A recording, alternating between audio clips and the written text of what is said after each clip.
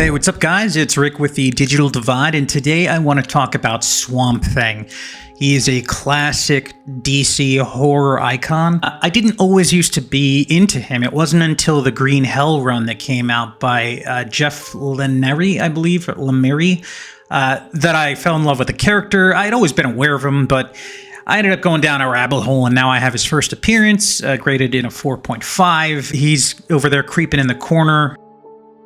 The character of Swamp Thing was created by Bernie Wrightson and Len Wein, created in 1971.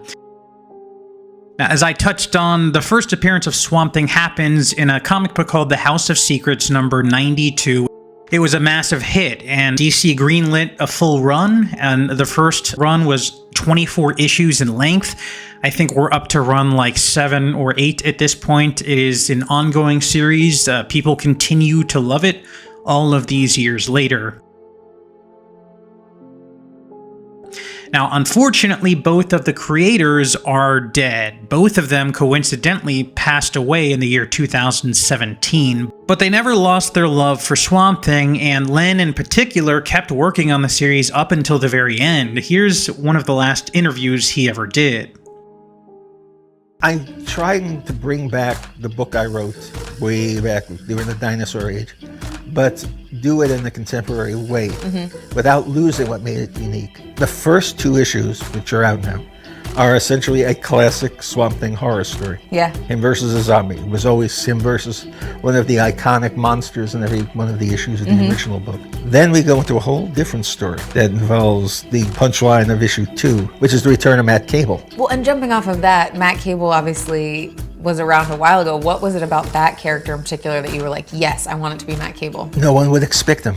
That was basically the reason I chose him. Swamp Thing has gone through so many iterations over the years. Every writer has its own take on the character. And I wanted to go back, like I said, to do my Swamp Thing. So Matt was a character who had gone through a lot of transitions over the years. And I figured the last person on Earth anyone would expect to see is him.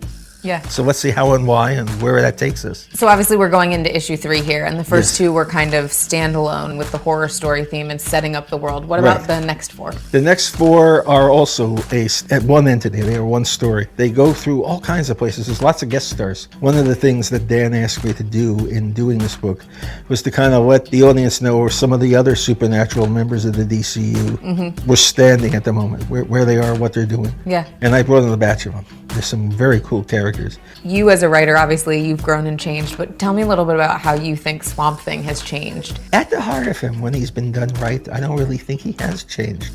It's basically everything I write. I prefer to write about the human condition. And I don't think that Alec Collins' quest has changed much in the past 40-odd years. Yeah. Now, let's talk a little bit about powers and abilities. So, Swamp Thing is super powerful. These are just some of his abilities, but he has superhuman strength. He can change his size. He can grow to be humongous or small if he needs to. He's immune to almost all diseases and viruses. But the most critical of his abilities is the ability to control plant life, which also enables him to transfer his consciousness and essentially become completely immortal.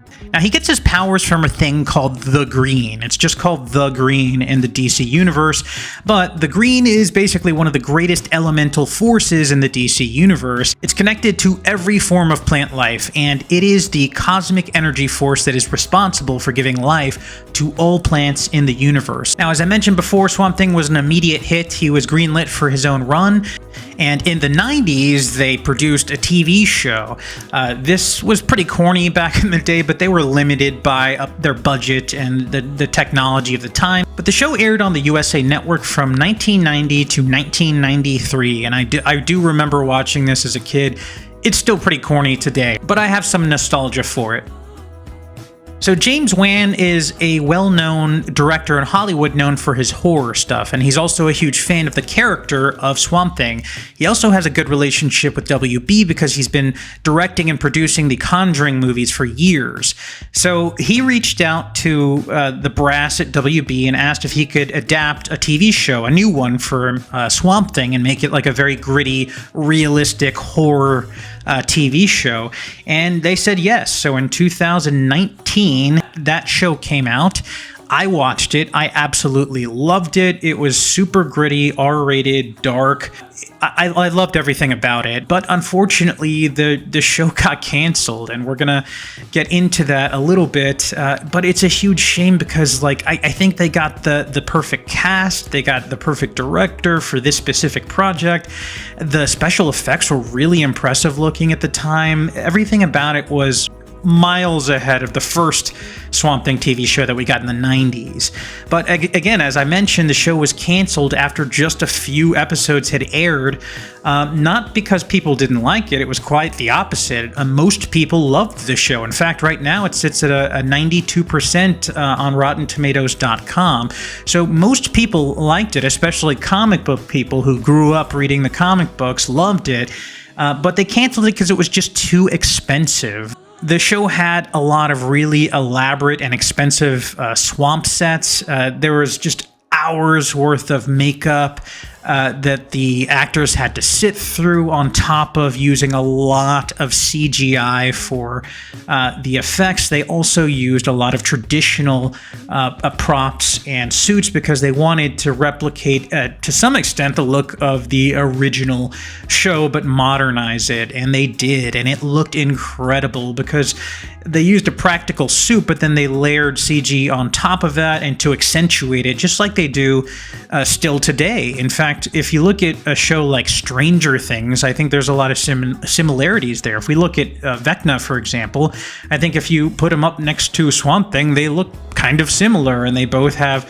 practical assets with CG stuff layered on top. And I really like the way he looked in the show, but the show was just too expensive, and so they canceled it.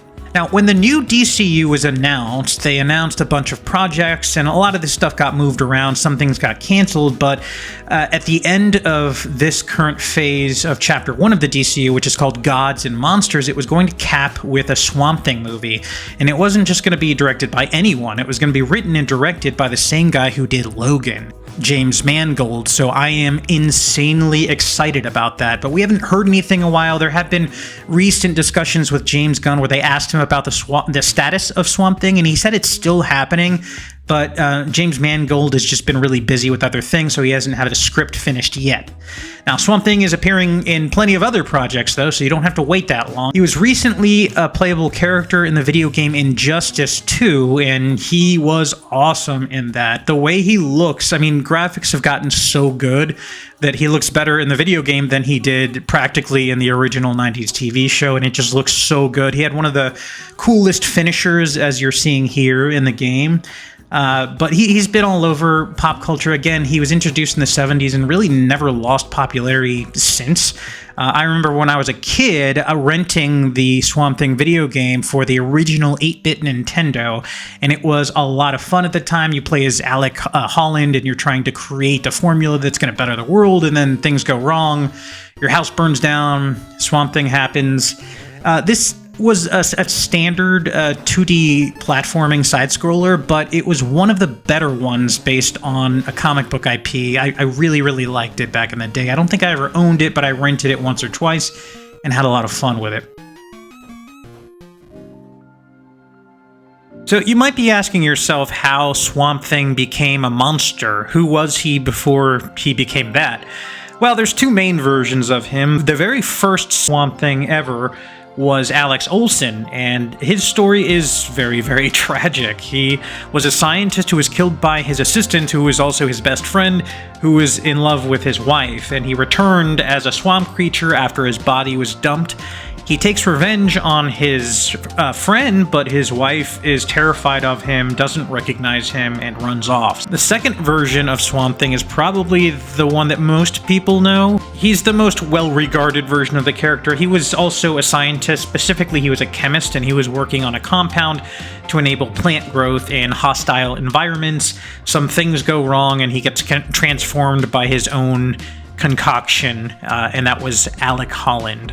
Well, guys, this video is getting a little bit long. I think that's going to do it for me. As always, thank you for watching. Let me know in the comments if you grew up reading these Swamp Thing comic books.